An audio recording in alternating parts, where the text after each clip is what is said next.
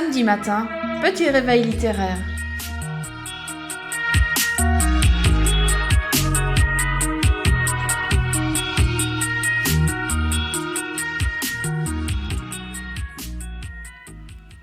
On the beach.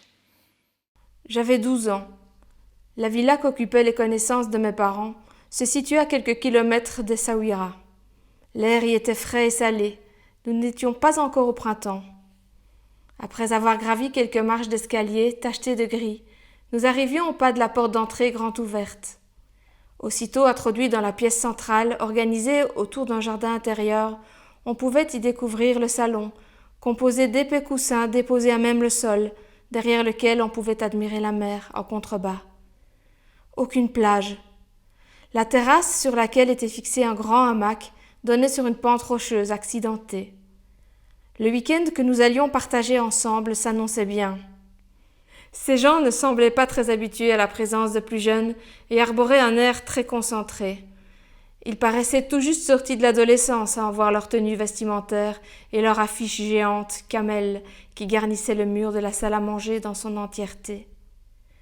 Le tabac, l'alcool et la drogue peut-être se trouvaient tantôt sur une table, tantôt sur un appui de fenêtre. Nos hôtes avaient tous deux un côté secret. Lui, avec son aspect aventurier et ses chemises couleur désert, ses chaussures de baroudeur et la barbe mal rasée. Et elle, une présence lunaire, revêtant une chemise de corps de coton blanc, sans soutien-gorge, elle n'en avait pas besoin. Une salopette de coton bruyant, bleu-mauve, l'air qui passait à travers, des aigles blanches aux pieds, un anneau large autour du pouce gauche et des cheveux courts ébouriffés, passés par une séance rapide au gel gominé, une voix perchée, à peine perceptible, et un cœur de cristal dont on se demande quand il se fêlera. Ils n'étaient bien sûr plus adolescents, et je pouvais percevoir en eux un pan usé, comme les rochers de la falaise qui les portaient, un côté éprouvé jusqu'à la corde. On décelait chez eux un besoin d'absolu, comme celui qui les avait menés à louer cette villa, accrochée tant bien que mal au dos d'une falaise vivante. Après avoir déposé nos bagages dans la chambre à coucher, je me demandais ce que nous allions réaliser. Rien n'était prévu au programme. J'envisageais le hamac qui, me rassura-t-on, était très résistant. La musique hurlait pendant des heures. Au bout d'un moment, je crus devenir dingue, craignant de me transformer en automate. Ma tête était enserrée entre les rafales de vent qui prenaient force dans cette gorge et ces sons qui traversaient mon corps par vagues. J'avais froid et prenais plaisir à frissonner dans ce tissu, aux rayons du soleil qui, dans ce pays, finissent toujours par apparaître. J'étais trop hypnotisée pour partir à la recherche d'un plaid. J'évacuai progressivement un début de migraine. Je sortis prendre l'air, et c'est tout l'environnement qui m'imprégna. Mon estomac cria famine. Je m'installai dans un état de cétose. Je tenais par le froid. Les vapeurs d'encens firent place à une fumée dense qui s'émancipa dans le salon. Cette mélodie n'en finissait plus. Tous ces chiffres en anglais percutaient mes tempes. Lithotripsie auditive. J'avais fini de me balancer dans le ciel, au-dessus des rochers, des plantes nerveuses de garrigues et de la mer qui défie l'horizon. J'avais entendu les oiseaux hurler eux aussi, et je les avais observés se débattre avec les frictions de courants contraires, les obligeant à changer d'altitude. Ils eurent fini de compter. Place au violon maintenant. Le musicien était aussi possédé que la chanteuse. N'était-il donc jamais satisfait de son trait? N'envisageait-il pas de passer à la suite? Sur le palier carré de l'entrée, seul endroit partiellement abrité du vent maritime, frétillaient quelques sardines aveugles sur la grille du canoun, petit barbecue local, efficace et discret, qui oblige à plier les genoux pour observer la cuisson. C'est un équipement des pays du Sud, où l'on cuit par terre.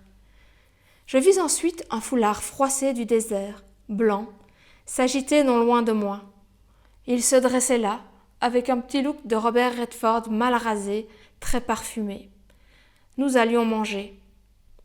L'après-midi, promenade sur la falaise, où mon frère se tapit près d'un buisson, observant les goélands, ne pouvant l'identifier sous sa casquette kaki inséparable. Je regardai la terre sablonneuse, puis argileuse, et découvris des fossiles de coquillages géants, aussi grands que mes 2 mains au dos bombé, qui se seraient refermées l'une sur l'autre. C'était un lieu vivant, où la terre et le temps se retournent sur eux-mêmes. Nous dûmes rentrer. Je devais finaliser mes devoirs. Quelle était encore la mission de cette école, de la mission française? Était-elle autre que celle d'assombrir nos dimanches et d'alourdir nos sacs à dos, de nous faire sentir incompétents ou de nous éloigner à tout jamais du monde des nombres? Pourquoi devoir écrire l'infini en un 8 aplati par-dessus tout couché? Nous pouvions le dessiner du doigt et le faire circuler à l'infini. J'eus préféré qu'on me fasse découvrir Escher. Tout comme les oiseaux, nous changeâmes d'altitude. Cette fois-ci, on eût dit un disque contraint de tourner trop rapidement. Une bande magnétique agita le bulbe de mes cheveux, qui fit onduler mon cuir chevelu. Les fréquences devinrent aiguës et le rythme s'affola. La lourdeur du tabac dissipa l'odeur du poisson grillé. Robert Redford fumait-il? Magazine première. Une créature lunaire traversa subrepticement le salon. Sabine se rendit sur la terrasse, comme toujours, le visage laiteux. La nuit, les adultes feraient la fête. Il y aurait beaucoup de monde. Nous ne participerions même pas à l'apéro. Ma mère m'informa de ton crispé qu'elle fermerait exceptionnellement la porte de notre chambre à coucher à clé et qu'elle la garderait sur elle. Je sentis que je ne devais poser aucune question. La journée du dimanche fut très inspirante pour moi. Après avoir écouté du rock, j'entendis à nouveau ces séquences de chiffres auxquelles je finissais par m'accoutumer malgré moi. J'essayai d'anticiper les changements de cycle. Cela en devint presque relaxant. J'entrepris de découvrir La mare au diable de George Sand, hors de laquelle mon attention fut à nouveau captivée, capturée par le violoniste fou. Mon frère était sorti, préférant les volatiles au logarithme. Les adultes se rassemblèrent avant de retrouver cet air de nonchalance qui n'en était pas vraiment. J'eus à nouveau froid et trembloté. Je restai en éveil. À l'heure de partir, nous leur firent 2 baisers, un de chaque côté du visage. Leur regard était ailleurs, dans l'air minéral. Sur le pas de la porte, personne pour nous saluer. Il n'y avait pas de porte ni de fenêtre. Elles étaient toujours ouvertes. Le vent nous raccompagnait à notre pelle. Je profitai de la longueur du trajet de retour pour tenter d'élaborer des réponses à toutes ces questions qui me taraudaient.